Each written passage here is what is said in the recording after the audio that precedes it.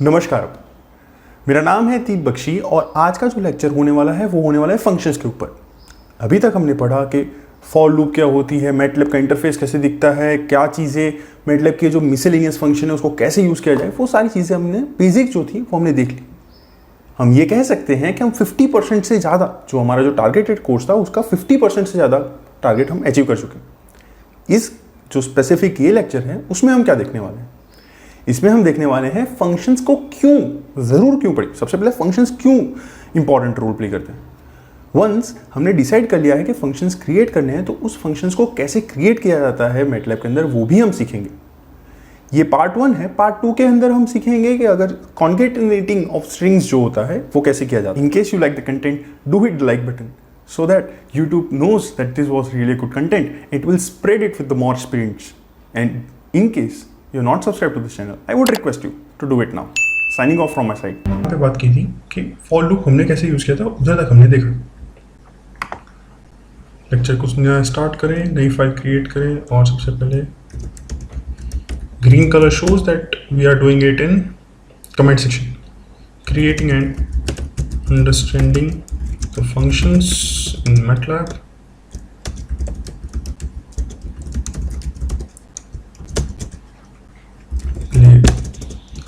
Clear all CLC. Correct. We are good to this. We are good till this point, right? अब suppose मेरे को एक monotonous चीज़ continuously हर बार use करनी है। जैसे कि एक चीज़ है, उसका मुझे फर्स्ट एडिशन करना है, उसके बाद सब्सट्रैक्शन करना है और उसके बाद डिवीजन करना है। तीन चीज़ें, तीन ऑपरेशन हैं, वो कॉन्स्टेंट प्रोसेस है। जैसे कि A equal to input enter A value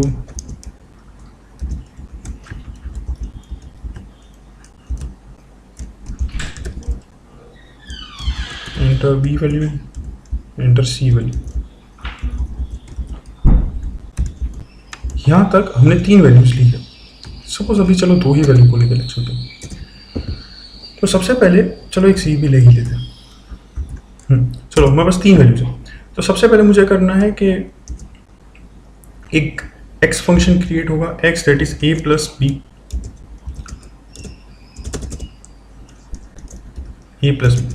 उसके बाद y फंक्शन क्रिएट हो रहा है जो कि है x टाइम्स a, और एक z है that is y times c।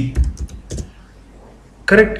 यहाँ पे हमको आंसर तो आने ही वाला है, तो अगर आपको आंसर चाहिए तो यहाँ पे हम कर सकते हैं। ठीक, ये हो गया हमारा। कौन सा लेक्चर लास्ट किया था हमने? Fifth project. ठीक है। तो जैसे ही आप इसको एग्जीक्यूट करेंगे तो आपको पहले a की वैल्यू पूछेगा। मैं लिख रहा हूँ 10, 20 और 30। आपको x, y और z की वैल्यू आपके पास यहाँ पे आ गई। तो यहाँ तक तो आपको कोई समझ नहीं पड़ा कि मीन्स फंक्शंस का कोई यूज़ आया नहीं। तो अभी तो ये सिंपल ऑपरेशन था वो हमने किया। सपोज यही चीज़ बार बार आ रही है, वेरिएबल अलग है। जैसे कि ये चीज़ हमने की, ये पूरी चीज़ को कॉपी कर लेते हैं और वेरिएबल के नाम चेंज कर देते हैं। ये हो गया m, ये हो गया n और ये हो गया p। m n p, यहाँ पे हो गया m, ये हो गया n, ये हो गया q, हो गया q, ये हो गया m, हो गया s, हो गया t,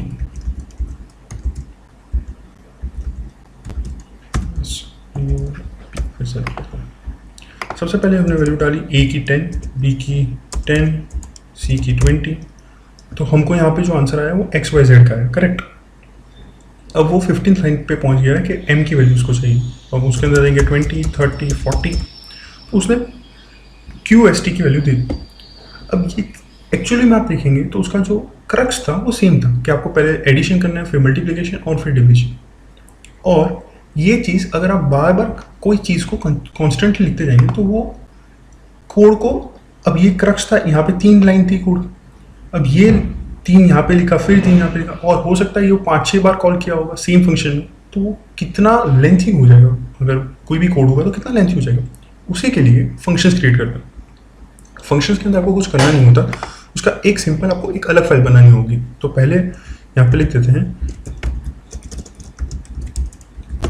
creating functions in MATLAB. तो पहले उसका सिंटैक्स क्या होता है वो देख लेते हैं, सिंटैक्स ऑफ फंक्शन। तो अगर जब भी आप फंक्शंस लिख रहे हैं तो सबसे पहले आपको लिखना होगा फंक्शन। जैसे आपने अभी इफ एल्स लूप देखी, उसके अंदर भी इफ लिखते थे और एंड लिखते थे। उसके बाद आपने फॉर लूप देखी, उसके अंदर भी आप फॉर लिखते थे और एंड लिखते थे। उसी तरह सेम आप यहाँ पे फंक्शंस डिफाइन कर रहे हैं, तो आपको यहाँ पे लिखना होगा फंक्शन। तो कैसे इसका सिंटैक्स क्या है, तो इसका सिंटैक्स है फंक्शन लिखना है आपको। उसके बाद यहाँ पे जो होगा वो होगा आउटपुट वेरिएबल, इक्वल टू, और यहाँ पे आपको उसका नाम लिखना है कि आपको यहाँ पे आउटपुट वेरिएबल का नाम लिखना है कि आउटपुट वेरिएबल का नाम क्या है। सपोज वेरिएबल का नाम देते हैं मैथ ऑपरेशंस और फिर ब्रैकेट। तो यहाँ पे जो भी इनपुट वेरिएबल आएंगे वो सारी चीज़ें यहाँ पे इनपुट में आएंगी। हो सकता है इनपुट वेरिएबल ए है, फिर सेम इनपुट वेरिएबल बी, यानी जो भी चीज़ें हैं वो इनपुट वेरिएबल के रूप में आपके पास यहाँ पे आने वाली है। और यहाँ पे जो आपका आउटपुट वेरिएबल है वो भी हो सकता है या तो एक होगा, हमारे केस में आउटपुट वेरिएबल कितने होंगे, 3 होंगे।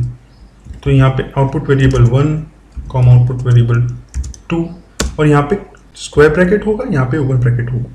उसके बाद यहाँ पे आपको फंक्शन का एंड करना है। ये हो गया इसका सिंटैक्स की बात। इसमें तो कुछ टफ था नहीं। इंपॉर्टेंट क्या बात है यहाँ पे, चलो हम पहले उसको डिफाइन कर देते हैं फिर ही करते हैं। जैसे कि फंक्शन अब मेरा आउटपुट क्या होगा, क्लोज ब्रैकेट, मेरी 3 आउटपुट है x y z, ठीक है। और मैंने रखा है फंक्शन का नाम मैथ ऑपरेशन, और ओपन ब्रैकेट के अंदर मैंने 3 इनपुट होंगे a b और c। अब ऑपरेशंस क्या करने होंगे, तो सबसे पहले है मेरा x that is a plus b, उसके बाद है y that is x plus x into a, and z is y times c, और यहाँ पे हमने एंड कर दिया। ये हो गया क्लोजर, इतना फंक्शन हो गया डिफाइन में। सबसे इंपॉर्टेंट बात है जब आप इसको सेव करेंगे तो यहाँ पे जो फाइल होगी उसका नाम आपको सेम रखना होगा जो आपने फंक्शन का नाम रखा है। तो यहाँ पे फंक्शन का नाम है मैथ ऑपरेशन, तो यहाँ पे भी फंक्शन का नाम होगा मैथ ऑपरेशन। आप इसको सेव कर दीजिएगा और यहाँ पे कोड रन नहीं हो, आप यहाँ पे वापस जाइएगा और यहाँ पे ये जो 3 लाइन है, तो यहाँ पे ये 3 लाइन को हटा दीजिए। आप इसको कमेंट भी कर सकते हैं, मैं इसे डिलीट नहीं कर रहा हूँ, मैं इसे सिर्फ कमेंट कर रहा हूँ। और यहाँ पे मैं लिख रहा हूँ x, y, z that is equal to math operation a, b, c, और इसी को कॉपी करके मैं इसको भी कमेंट कर रहा हूँ। यहाँ पे हो जाएगा MNP, और यहाँ पे होगा QST। परफेक्ट। देखिए यहाँ पे जो ऑपरेशन था ये सारी चीज़ें मैंने फंक्शन के अंदर लिख दी, और मैंने सिर्फ यहाँ पे एक लाइन लिखी है, और वो ये लाइन है कि फंक्शन का नाम क्या है। यहाँ पे इसका इनपुट शो हो रहा है और यहाँ पे इसका आउटपुट शो हो रहा है। अब इसको रन करके देखते हैं कि इसके अंदर क्या चीज़ें आती हैं। सबसे पहले आपको a की वैल्यू लिखी, b की वैल्यू लिखी और c की वैल्यू लिखी। फिर आपने m की वैल्यू लिखी जो कि 10, 20, 30। अब यहाँ पे आपको नहीं दिखा क्योंकि मैंने यहाँ पे सेमीकोलन लिखा हुआ था। अगर आपको देखना है उसकी वैल्यू क्या आई है तो आपको यहाँ पे जो कि वर्क स्पेस है उसके अंदर यहाँ पे दिख रहा है, ये है इसकी XYZ की वैल्यू। सिमिलरली QST की वैल्यू भी यहाँ पे आपको दिख रही है। लेकिन चलिए हम कमांड प्रॉम्प्ट पे ही उसको कर देते हैं ताकि कमांड प्रॉम्प्ट पे हम देख पाए अच्छे से। फिर से रन करते हैं 10, 20, 30, 10, 20, 30। देखिए तो यहाँ पे जो XYZ की वैल्यू है, X हो गया 30, Y हो गया 300 और Z हो गया 10। सिमिलरली Q हो गया 30, S हो गया 300 और T हो गया तुम्हारे पास 10। तो ये जो सारी चीज़ें थी, तो यहाँ पे आपको यहाँ पे जो मेन कोड होगा वहाँ पे सिर्फ एक लाइन लिखनी है, और जो एग्जीक्यूशन है कि वो उस फंक्शंस के अंदर क्या करना है वो सारी चीज़ें आपको यहाँ पे लिखनी है। ये होगा इंपॉर्टेंट। इससे क्या बेनिफिट होगा, जब भी आपका मेन फंक्शन होगा वो फाइल बहुत छोटी होगी, हो सकता है जो मेन एग्जीक्यूट करेंगे वो 10 लाइन का भी मुश्किल से कोड होगा, लेकिन वो 10 लाइन को एग्जीक्यूट करते टाइम वो 10-20 फंक्शन को कॉल करेगा और वहाँ से अपनी वैल्यूज़ और आंसर्स जो डिजायर्ड होंगे वो वहाँ से लाएगा। इसलिए फंक्शंस बहुत हेल्पफुल हो सकते हैं, ताकि आपको पता चले कि कौन सी, इसका एक एडवांटेज ये भी है ताकि आपको पता चले कि एरर कौन से फंक्शन के अंदर हुई है। अगर आपने पूरी चीज़ एक ही कोड के अंदर की होती तो आपको ये समझ पाना बहुत टफ हो जाता कि एरर कहाँ पे है। सपोज कीजिए कि एरर आपके 5 फंक्शन है और 5 फंक्शन में से कोई एक फंक्शन में एरर है, तो आपको यहाँ पे शो हो जाएगा कि इस फंक्शन के अंदर ये एरर है, तो आपको जो डीबगिंग होगा वो बहुत ईजी हो जाएगा। इसलिए फंक्शन बहुत यूज़फुल है और जितना हो सके उतनी प्रैक्टिस फंक्शन की तो करनी चाहिए।